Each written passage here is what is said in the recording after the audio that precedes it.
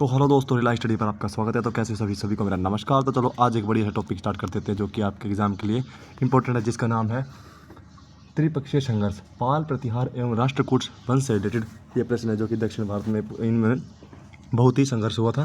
तो चलो ज़्यादा टाइम वेस्टिंग कर सीधा अपने टॉपिक पे आते हैं। इससे रिलेटेड प्रश्न हमने आज ये करने हैं। हमने एक सीरीज चला रखी है, मैं आपको बता देता हूँ, जिसमें हम हर दिन 20 MCQ प्रश्न लगाते हैं जो कि मोस्ट इंपॉर्टेंट होते हैं आपके एग्जाम के लिए। इनको करोगे तो आपके एग्जाम में आपको बहुत ही मदद मिलेगी। इतिहास से रिलेटेड हमने वीडियो बना रखी है। अगर आप आज इन चैनल पर नए आए हो तो प्ले लिस्ट में जाके आप देखकर विजिट करके उसको पढ़ सकते हो। तो चलो ज़्यादा टाइम वेस्ट नहीं करते, सीधा अपने टॉपिक पर है। त्रिपक्षीय संघर्ष किस नगर के लिए होता? त्रिपक्षीय संघर्ष किसके लिए होता? तो ये आपको बताना है। दिल्ली के लिए, कन्नौज के लिए, पाटलिपुत्र और उज्जैन। मोस्ट इंपॉर्टेंट प्रश्न हो जाता है आपके एग्जाम के लिए, जो कि अपना राइट आंसर कन्नौज हो जाता है। ठीक है भाई, चलो अपना अगला प्रश्न थोड़ा छोटा कर लेते हैं इसको। त्रिपक्षीय संघर्ष किन 3 राजवंशों के बीच हुआ था? तो किस किस के बीच होता? पाल, प्रतिहार और राष्ट्रकूट। ठीक है, तो राइट आंसर क्या हो जाता? पाल, प्रतिहार और राष्ट्रकूट राइट आंसर हो जाता है, जो कि आपको अच्छे से याद रखना है। ठीक है भाई, तो चलो अपना तीसरा प्रश्न है। गुर्जर प्रतिहार वंश का संस्थापक कौन था? अगर वीडियो आपको अच्छी लगे तो लास्ट में वीडियो को शेयर करना, लाइक करना और अपने दोस्तों के पास शेयर करना जो कि वीडियो को जो कि ACGL CSL MTS इन चीज़ों की तैयारी कर रहे हैं नौकरियों की। गुर्जर प्रतिहार वंश का संस्थापक किसे कहा जाता है? गुर्जर प्रतिहार वंश का नागभट्ट प्रथम, वत्सराज, महेंद्रपाल और मिहिर भोज। तो अपना राइट आंसर हो जाता है नागभट्ट प्रथम। ठीक है, अपना नागभट्ट प्रथम राइट आंसर हो जाता है, आपको अच्छे से याद रखना भाई। चलो, अरब आक्रमणियों को पराजित करने का श्रेय किसे दिया गया?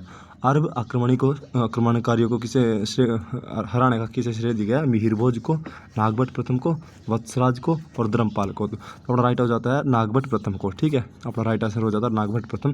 प्रतिहार वंश का सबसे शक्तिशाली नागभट्ट द्वितीय, वत्सराज, मिहिर भोज और महिपाल। तो अपना राइट आंसर हो जाता है क्या है? मिहिर भोज। ठीक है, अपना वह सबसे शक्तिशाली राजा था। ठीक है भाई, तो चलो अगर वीडियो पसंद आ रही है तो वीडियो को अच्छे से देखो, अपने एग्जाम के लिए प्रिपेयर करो, लाइक सब्सक्राइब शेयर कमेंट करना। ठीक है, मिहिर भोज ने कौन सी उपाधि धारण की थी? मिहिर भोज ने कौन सी उपाधि धारण की थी? विक्रमादित्य, परमभट्टक, आदिर्वाह और पृथ्वी वल्लभ। तो अपना राइट आंसर हो जाता है इसका पृथ्वी वल्लभ नहीं, वो गलती से आदिवराह। ठीक है, अपना राइट आंसर हो जाता है आदिवराह। ओके, पाल वंश का संस्थापक कौन था? पाल वंश का संस्थापक कौन था? देवपाल, धर्मपाल, गोपाल और रामलाल। तो ये गोपाल हो जाता है अपना राइट आंसर। ठीक है, अपना गोपाल हो जाता है राइट आंसर। ठीक है, चलो ये थोड़ा क्लिक नहीं हो रहा यार इस पर, गोपाल वंश का संस्थापक, ये क्लिक नहीं हो रहा था। ठीक है, उसके बाद अपना अगला प्रश्न है। पाल वंश की स्थापना किस क्षेत्र में हुई थी? किस क्षेत्र में हुई थी? बंगाल। ओके, राइट आंसर अपना जो होता है। उसके बाद अपना 9वां प्रश्न है। धर्मपाल किस वंश का शासक था? धर्मपाल था तो कौन से वंश का था? तो प्रतिहार का, राष्ट्रकूट का, पाल का और चोल का। तो ये पाल वंश का शासक था। ठीक है, राष्ट्रकूट वंश का संस्थापक कौन था? राष्ट्रकूट वंश का अमरघोष, कृष्ण प्रथम, गोविंद तृतीय और दंती दुर्ग। तो दंती दुर्ग अपना आंसर हो जाता है इसका प्रश्न का। ठीक है, उसके बाद कैलाश मंदिर का निर्माण किसने कराया था? ये 20 प्रश्न हम करवाते हैं जो कि आपके एग्जाम में मोस्ट इंपोर्टेंट आते हैं, एक चैप्टर से रिलेटेड, जो कि लास्ट एग्जाम में पूछे जा चुके हैं। कैलाश मंदिर का निर्माण किसने कराया था? जो कैलाश मंदिर था उसका निर्माण किसने कराया था? गोविंद तृतीय, कृष्ण प्रथम, दंती दुर्ग, अमरघोष। तो अपना राइट आंसर हो जाता है कृष्ण प्रथम ने अपना इसका निर्माण कराया था, मंदिर का, एलोरा का। ठीक है, राष्ट्रकूट की राजधानी क्या थी? राष्ट्रकूट की राजधानी कन्नौज, मान्यखेत, पाटलिपुत्र और उज्जैन। तो अपना राइट आंसर बी हो जाता है, जो कि मान्यखेत। ओके, आपको इतनी देर नहीं लगानी, सीधा सीधा अपने एग्जाम में अपने मन में बताना है प्रश्न का आंसर। मैं अभी जल्दी जल्दी आपको इसका उत्तर देता हूँ। ठीक है ना, हमने जल्दी वीडियो करनी, ज़्यादा टाइम वेस्ट नहीं करना है। ठीक है, वत्सराज किस वंश का शासक था? वत्सराज प्रतिहार वंश का, चालुक्य का, राष्ट्रकूट और पाल का।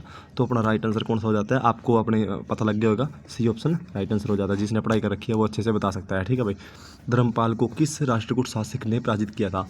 धर्मपाल को किस राष्ट्रकूट शासक ने पराजित किया था? और भाई देखो, सबसे पहले ये जब ही लगाया वो बंदा पहले उसको थ्योरी करके आया हो। ठीक है ना, धर्मपाल को किस राष्ट्रकूट शासक ने पराजित किया था?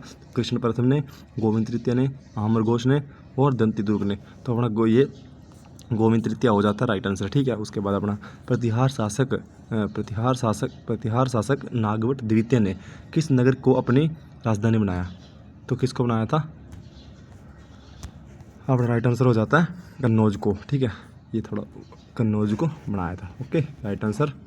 उसके बाद अपना अगला प्रश्न है, पाल शासक देवपाल किसका उत्तराधिकारी था? पाल शासक किसका था? गोपाल का, धर्मपाल का, रामपाल का और महिपाल का। तो ये धर्मपाल का हो जाता है राइट आंसर।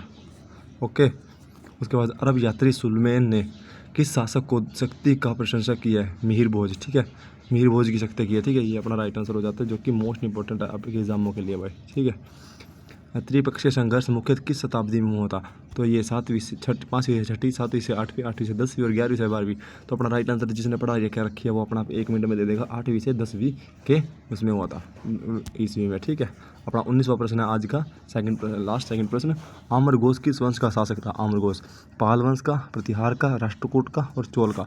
तो ये राष्ट्रकूट का हो जाता है। ठीक है, राइट आंसर राष्ट्रकूट का हो जाता है। ओके, उसके बाद अगला प्रश्न है अपना, कन्नौज पर सबसे पहले अधिकार स्थापित करने वाला प्रतिहार शासक कौन था?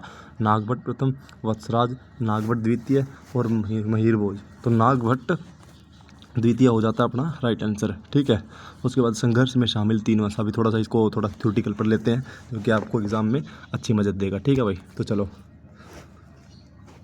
संघर्ष में तीन थे शामिल। कौन कौन से थे? ये देखो, ये 3 शामिल थे गुर्जर प्रतिहार वंश में। पश्चिम गुर्जर प्रतिहार वंश का एक गुर्जर प्रतिहार वंश था, एक पाल वंश था और एक राष्ट्रकूट वंश था। तो ये थे। ठीक है, गुर्जर प्रतिहार वंश में क्या किया था? गुर्जर प्रतिहार वंश पश्चिमी उत्तर में, ये बंगाल में, बिहार में और ये दक्षिण भारत में। ठीक है, ये हो जाता है अपना इसका। उसके बाद गुर्जर प्रतिहार वंश जल्दी कर लेते हैं इसको भी। संस्थापक कौन था? नागभट्ट प्रथम, अरब आक्रमणकारियों को पराजित किया था इन्होंने। प्रमुख शासक कौन? वत्सराज, नागभट्ट द्वितीय, मिहिर भोज। ओके, उसके बाद मिहिर भोज की उपाधि क्या थी? मिहिर भोज की उपाधि थी आदिर्वाह। ठीक है, मैंने बताया भी था अभी आपको, याद रखने की ट्रिक क्या है? नागभट्ट था, फिर उसके बाद वत्सराज था, उसके बाद नागभट्ट द्वितीय था, फिर मिहिर भोज जो कि सबसे बड़ा शासक था। ओके, इसको आपने कर लिया एक लाइन में, क्योंकि मैं ज़्यादा टाइम वेस्ट नहीं करता, जल्दी से जल्दी करवाने की कोशिश करता हूँ। अगर आपको दिख रहा है, आप स्क्रीनशॉट ले सकते हो और अच्छे से पढ़ाई कर सकते हो। ठीक है भाई, तो चलो पाल वंश को पढ़ लेते हैं एक बारी। संस्थापक कौन है? गोपाल। क्षेत्र कहाँ पे है? बंगाल में। प्रमुख शासक कौन कौन सा? धर्मपाल, देवपाल और ठीक है, और धर्मपाल ने कन्नौज की राजनीति में हस्तक्षेप किया। ठीक है, और इसके राजाओं को याद करने क्या है? गोपाल, धर्मपाल और देवपाल। ये अपना हो जाता है इसका राइट।